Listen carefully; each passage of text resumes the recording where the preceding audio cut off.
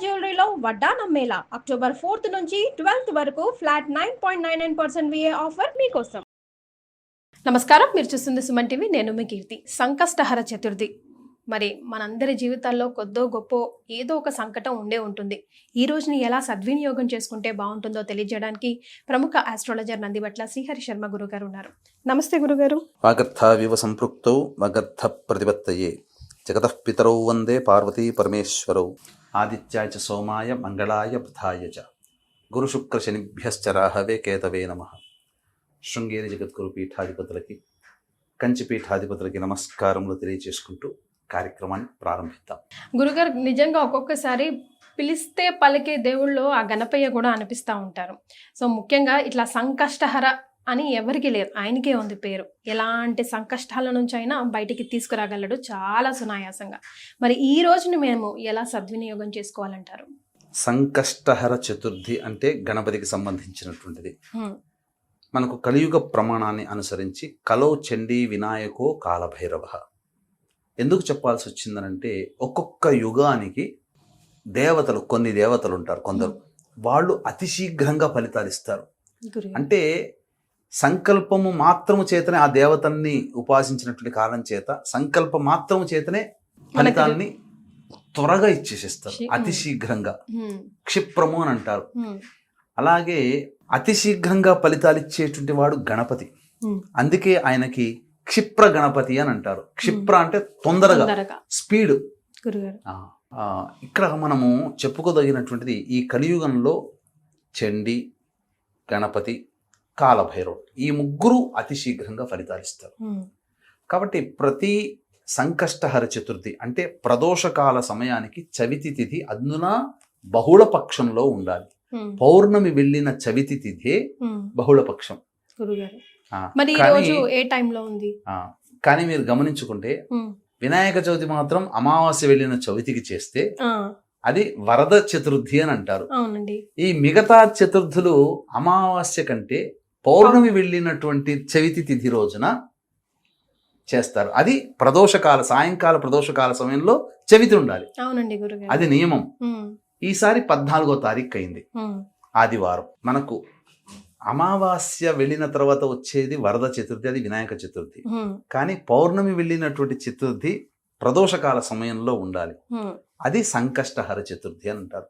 ఈ సంకష్టహర చతుర్థి విధిగా ఆచరించినటువంటి వాళ్ళకి నా అనుభవంలోనమ్మా చాలా మంది ఫలితాలు పొందిన వాళ్ళు ఉన్నారు. ఇప్పటికీ కూడా అది మేము చేస్తున్నామని చెప్పుకోరు, కానీ సంతోషి మాతా వ్రతము, వైభవ లక్ష్మీ వ్రతము, అలాగే ఎలా అయితే దత్తాత్రేయ ఆరాధన, గురు వ్రతం ఎలా అయితే చేస్తారో ఇది కూడా చేస్తున్నారు. అవును గురుగారు, ఉప్పు లేకుండా తినాలంట కదా ఈ రోజు. అవును, సంకష్టహర చతుర్థి రోజు వ్రతం ఆచరించిన వాళ్ళు ఉప్పు లేకుండా తినాలి. సాయంకాలం వరకు ఏం తినకుండా ఉపవాస నియమాన్ని పాటించాలి. అసలు శివరాత్రి రోజున ఉపవాస నియమం ఎలా అయితే పాటించమని శాస్త్రం చెబుతుందో, ప్రతి ఏకాదశి రోజున ఉపవాసం ఉండాలని ఎలా చెబుతుందో, అట్లాగే సంకష్టహర చతుర్థి రోజున ఖచ్చితంగా ఉపవాసం ఉండాలి ఆచరించేవాళ్ళు. ఆచరించి పుణ్య ఫలితాన్ని అనుభవించే వాళ్ళు కూడా నిజంగా నేను కూడా మా ఇంట్లో చేస్తారు గురుగారు. చాలా అసలు ఆ వారాలు 8 వారాలు, 5 వారాలు, 16 వారాలు అనుకుంటారు కదా, ఎంత కఠినమైన కోరికైనా నిజంగానే తీరుతుంది. ఒక్కసారైనా చేస్తానని,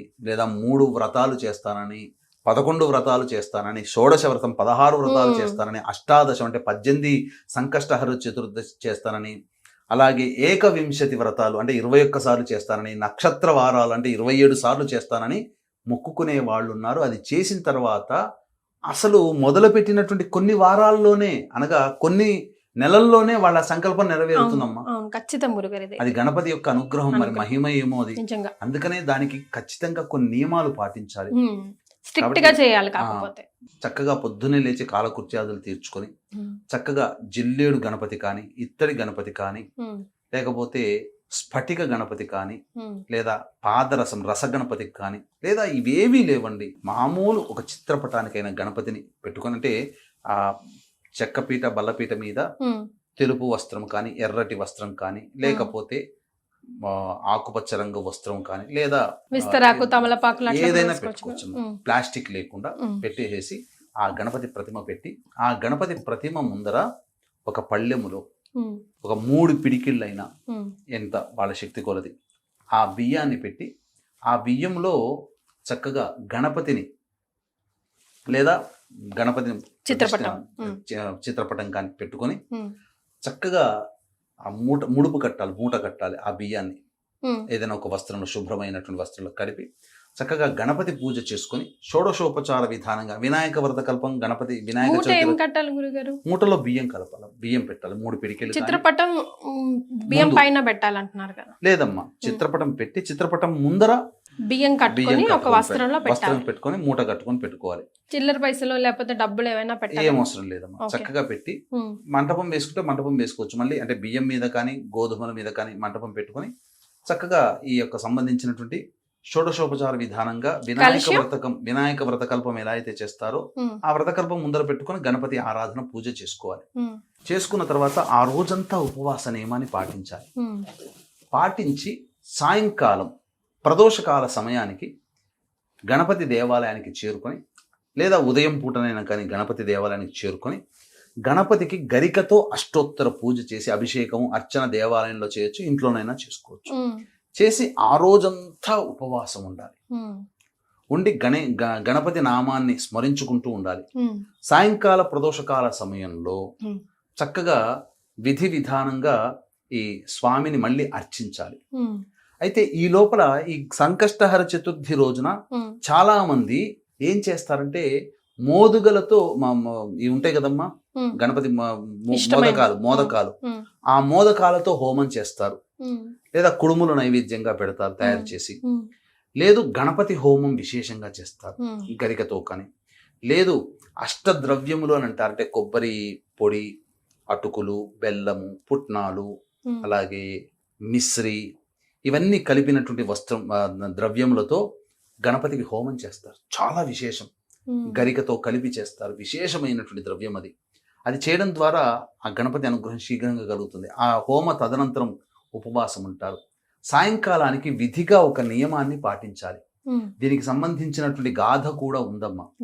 వీక్షించేటువంటి ప్రేక్షకులు కూడా గమనించాల్సింది ఏంటంటే, ఈ ఆషాఢమాసం అమావాస్య పునరుసు నక్షత్రమేమో పగలు, రాత్రేమో పుష్యమి నక్షత్రం. పగలు ఒక విధానమైనటువంటి యోగము, రాత్రి అద్భుతం.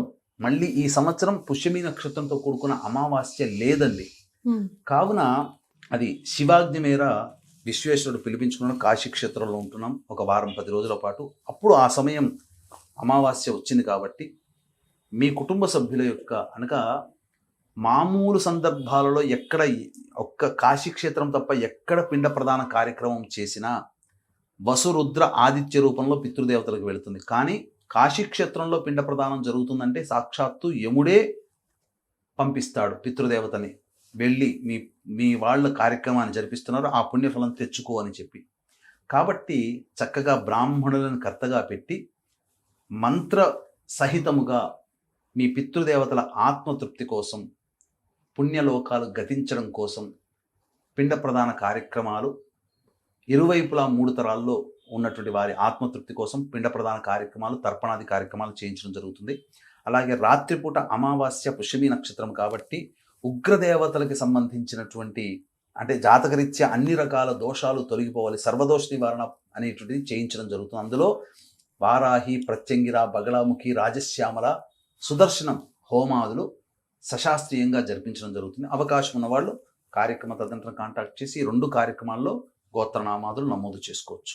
ఇక సంబంధించినటువంటిది ఏంటంటే క్లుప్తంగా తెలియజేస్తాను. ఇంద్రుడికి సంబంధించి ఇంద్రుడు ఒక విశేషమైనటువంటి గణపతి భక్తుడిని సందర్శించుకుని తిరుగు ప్రయాణం అవుతుంటే విశ్వరూపుడు అనే రాజు పరిపాలించే నగరం గుండా వెళుతున్నప్పుడు విమానం మధ్యలోనే ఆగిపోతుంది.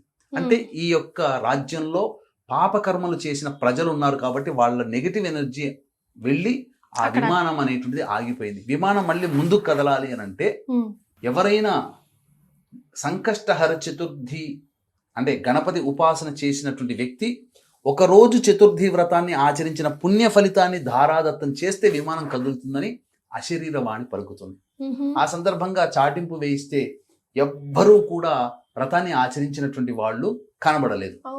అయితే వింతగా ఒక స్త్రీ శరీరం తీసుకొని కొంతమంది యమభటులు, ఆ స్త్రీ శరీరం దగ్గర యమభటులు గణపతి శిష్యులు, గణపతి పరివారం వాదులు ఆడుకుంటున్నారు. ఇది మా లోకానికి వెళ్ళాలి, లేదు ఈ అమ్మాయి ప్రతిగుణంగా ఒక్క పుణ్యం చేయలేదు, నరకానికి పోవాల్సిందే, లేదు తెలిసో తెలియకో చతుర్థి రోజున ఉపవాసం ఉండి ఆచరించి గణపతికి నమస్కారం చేసుకుంది కాబట్టి గణపతి లోకానికి పోవాలి అని. ఈ యొక్క మాట విని ఆ విశ్వరూపుడు చేద్దామనంటే ఆ స్త్రీమూర్తి చనిపోయింది కదా, అందుకని ఏం చేయలేకపోతాడు. ఇంద్రుడు కూడా నిశ్చేష్టుడైపోతాడు, నేను ఎలా వెళ్ళాలి మళ్ళీ తిరిగి ప్రయాణం అని.